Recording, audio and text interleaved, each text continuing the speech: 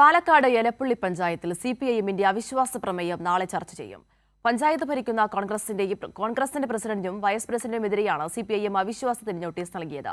അവിശ്വാസ വോട്ടെടുപ്പിൽ നിന്ന് വിട്ടുനിൽക്കുമെന്ന് ബിജെപിയും അറിയിച്ചു.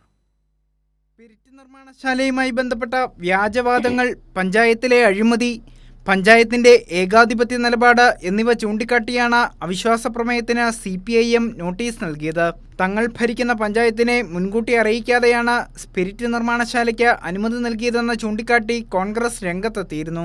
എന്നാൽ പഞ്ചായത്ത് അസിസ്റ്റന്റ് സെക്രട്ടറി ഓൺലൈൻ യോഗത്തിൽ പങ്കെടുത്തതിന്റെയും ഇതിന് ക്ഷണിച്ചുകൊണ്ടുള്ള കത്തും പുറത്തായതോടെ കോൺഗ്രസിന്റെ വാദങ്ങൾ പൊളിഞ്ഞു.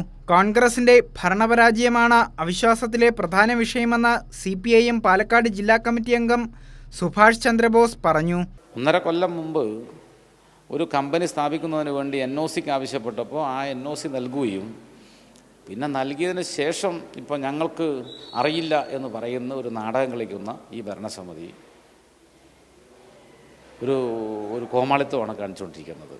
അതിനെതിരായിട്ടാണ് ഈ അവിശ്വാസം കൊടുത്തത്. രാവിലെ പ്രസിഡന്റ്, ഉച്ചകഴിഞ്ഞ് വൈസ് പ്രസിഡന്റ് എന്ന നിലയിലാവും അവിശ്വാസ ചർച്ച. 22 അംഗങ്ങളുള്ള പഞ്ചായത്തിൽ സിപിഐഎമ്മിന് 8-ഉം കോൺഗ്രസിന് 9-ഉം BJPക്ക് 5 അംഗങ്ങളാണ് ഉള്ളത്. പഞ്ചായത്തിലെ അവിശ്വാസ വോട്ടെടുപ്പിൽ നിന്ന് വിട്ടുനിൽക്കാനാണ് BJP തീരുമാനം. കൈരളി ന്യൂസ്, പാലക്കാട്.